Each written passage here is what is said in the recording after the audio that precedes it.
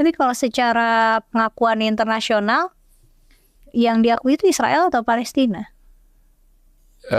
Yang diakui Israel, karena kan yang mendeklarasikan diri pada saat itu cuma Israel.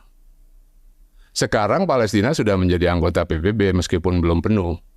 Ya, kalau dilihat occupied Palestine ya, maksudnya karena itu di bawah jajahan Israel atau enggak juga? Sebetulnya agak kompleks kemudian. Beberapa kan gini, pengakuan terhadap Israel, negara-negara, jumlah negara di dunia lebih banyak daripada pengakuan terhadap Palestina. Alasannya sederhana, masing-masing negara itu punya prinsip. Salah satu prinsipnya adalah pengakuan terhadap kemerdekaan suatu bangsa itu harus dilakukan berdasarkan kesepakatan masing-masing negara yang bersangkutan. Nah, dalam kasus Palestina dan Israel kan tidak terjadi kesepakatan itu. Ya, pernah ada kesepakatan Oslo tahun 93 dan gagal gitu. Nah, sebagian negara punya prinsip itu, termasuk Amerika Serikat gitu. Atau mungkin kalau Amerika punya alasan lain lagi karena ada lobby Israel yang sangat kuat di sana kan. Tapi umumnya kenapa banyak negara yang masih belum mengakui Palestina sebagai negara merdeka, ya alasannya karena itu. Karena belum ada kesepakatan di antara mereka gitu. Di antara Israel dan Palestina sendiri. Iya, di antara penjelasannya adalah itu. Tadi kalau misalnya dikhawatirkan buntu, kan ada nih rumor-rumor kayak di Twitter gitu, ya, di X orang bilang wah ini mau perang dunia ketiga gitu. Ya. Sebenarnya bisa sejauh itu nggak sih prediksinya, atau sebenarnya nggak akan mungkin begitu? Ada potensi itu kalau Israel itu terdesak. Ya, jangan lupa Israel itu punya senjata nuklir. Ada yang mengatakan dia punya 90 senjata 90 ledak nuklir, ada yang mengatakan 100 lebih gitu. Kan memang Israel nggak pernah declare soal nuklir itu. Kalau satu nuklir saja jatuh di Iran habis. Gitu. Dan itu nggak berhenti sampai di situ.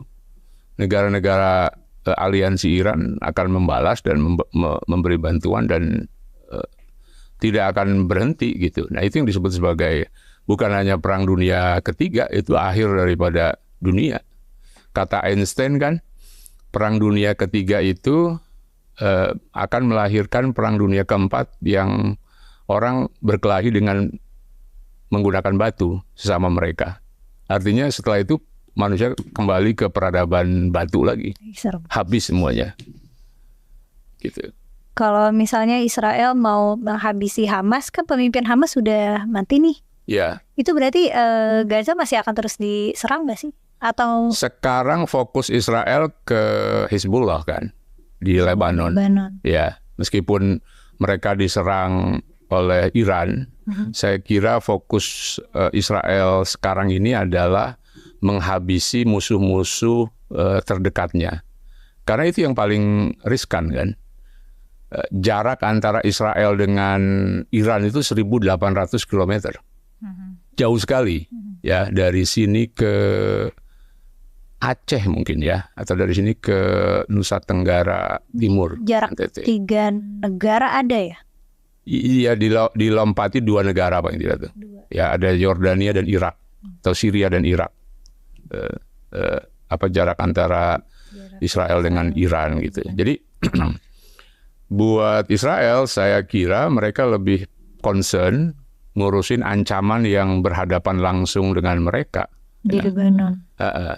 Gaza, Hamas mereka anggap sudah bisa dikontrol. Ya, pemimpinnya tewas, banyak tokoh-tokohnya tewas. Setelah itu dia akan menghabisi Hizbullah. Gitu.